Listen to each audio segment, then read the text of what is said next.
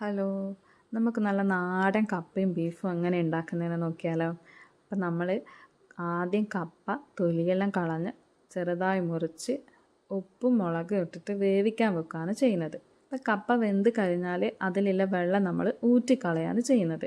അത് ഊറ്റിക്കളഞ്ഞതിന് ശേഷം കപ്പ നന്നായി ഉടച്ച് അതിലേക്ക് ചിരവി വെച്ച തേങ്ങ, ചെറുതായി ചതച്ച കാന്താരിമുളക്, വെളുത്തുള്ളി, കറിവേപ്പില, ഇത്രയും സാധനങ്ങൾ കൂടി ചേർക്കുന്നുണ്ട്.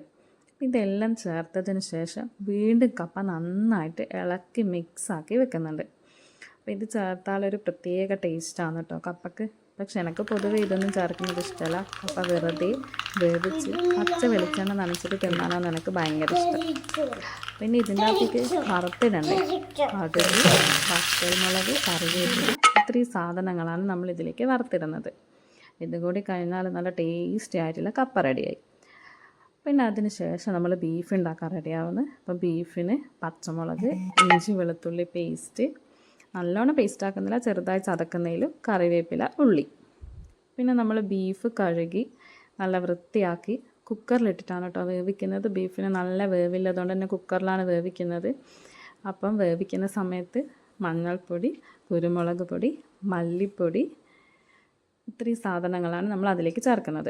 ആവശ്യത്തിന് ഉപ്പും. പിന്നെ അത് വേവിക്കാൻ വെക്കുന്ന സമയത്ത് തന്നെ കുറച്ച് വെളുത്തുള്ളി, കുറച്ച് ഇഞ്ചിയും വെളുത്തുള്ളി ചതച്ചത്, പച്ചമുളക്, കുറച്ച് കറിവേപ്പിലയും കൂടി ചേർക്കുന്നുണ്ട്. നമ്മൾ എടുത്ത് വെച്ചിട്ടുള്ളത് മുഴുവൻ അതിലേക്ക് ചേർക്കുന്നില്ല, വേവിക്കുന്ന സമയത്ത് കുറച്ച് മാത്രമേ ചേർക്കുന്നുള്ളൂ. അപ്പോൾ ഇനി നമുക്കിത് കുക്കറിൽ നന്നായി വേവിച്ചെടുക്കാം. ബീഫിന് നല്ല വേവുള്ള സാധനമാണ് കേട്ടോ. എന്തായാലും ഒരു 7-8 വിസിൽ നമുക്ക് വേണം. കുറച്ച് വെള്ളം മാത്രമേ ഒഴിക്കുന്നുള്ളൂ കേട്ടോ അതിലേക്ക്.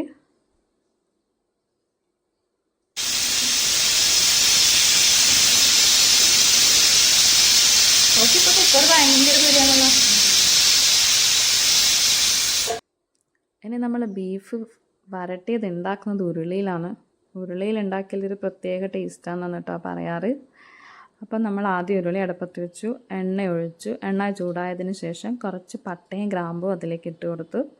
അതൊന്ന് ചൂടായതിന് ശേഷം നമ്മൾ മുറിച്ച് വെച്ചിട്ടുള്ള ഉള്ളി, നേരത്തെ നമ്മൾ കുറച്ച് മാത്രമേ എടുത്തിട്ടുള്ളൂ, ബാക്കിയുള്ള ഉള്ളി മുഴുവൻ ഇതിലേക്ക് ചേർത്ത് കൊടുക്കുന്നുണ്ട്.